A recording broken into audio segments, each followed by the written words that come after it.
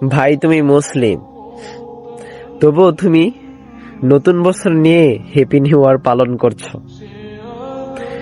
উপরে বিভিন্ন ধরনের বোমা ছাড়ছ, এনজয় মাস্তি করতেছ, বিভিন্ন ফেতনা ফাসাদের মধ্যে লিপ্ত হয়ে যাচ্ছ, বিভিন্ন প্রাণ জাতীয় জিনিসের প্রাণ নিচ্ছ।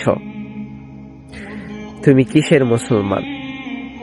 তোমার ভিতরে যদি একটু ন্যূনত পরিমাণ জ্ঞান না হয়, তাহলে তুমি মুসলমানদের কাতারে থাকবে না।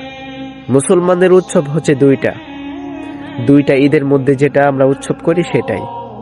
এর ব্যতীত আল্লাহ তাআলা আমাদেরকে দেন নাই। কারণ কেন জানো?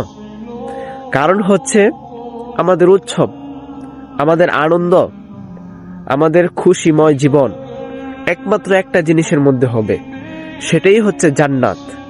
সেটাই হচ্ছে জান্নাতের ভিতরে আমরা সুখে থাকতে পারবো, শান্তিতে থাকতে পারবো।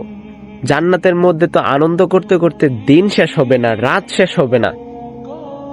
আর কত আনন্দ করব আমরা, এমন পর্যায়ে আনন্দ থাকবে ওইখানে। সুবহানাল্লাহ।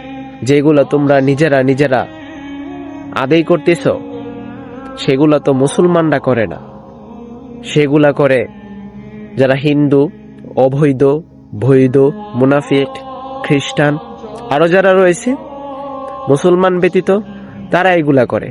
যারা প্রকৃতপক্ষে মুসলমান রয়েছে, তারা কখনো নিজেরা হ্যাপি নিউ ইয়ার নিয়ে কখনো তারা মাঠে নামবে না, তারা কখনোই এনজয় করবে না। নতুন বছর যে চলে যাচ্ছে, তাদের পিছ থেকে, তাদের পক্ষ থেকে তারা এটা ভাববে যে আমরা মৃত্যুর জন্য আরেকটা বছর ধাপ এগিয়ে গেলাম, মৃত্যুকে তারা স্মরণ করবে। অথচ সেটা ভাবো না তোমরা ভাবো কি এনজয় করব, বোম ফুটাবো, এতে আমাদের অধিক খুশি হবে। এর কারণে যে কত প্রাণের প্রাণ যাচ্ছে, এর কারণে যে তোমরা কত মানুষের মনে কষ্ট দিচ্ছ, সেটা তোমরা কখনোই একবারও ভাবো নাই, কখনোই তোমরা নির্জন ভাবে ভাবো নাই। আমরা মুসলমান হয়ে ইহুদিদের কালছাপ আমাদের নিজের ভিতরে স্থাপন করতেছি।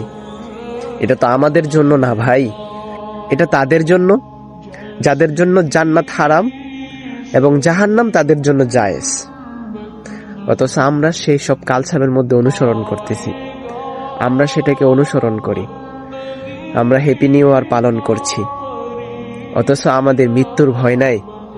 আমাদের বছর দাঁতে চলে যাচ্ছে, একটা বছর চলে যাচ্ছে আমাদের কাছ থেকে, তার মানে আমরা মৃত্যুর ধাপ এক বছর আগিয়ে গেলাম। এটা নিয়ে আমাদের কোনো ফিকির নাই। আমাদের ফিকির কিভাবে আমরা আকাশে বোম ফুটাবো, কত প্রাণীর প্রাণ যাচ্ছে, তারা তাদেরকে নিয়ে কখনোই আফসোস করে না।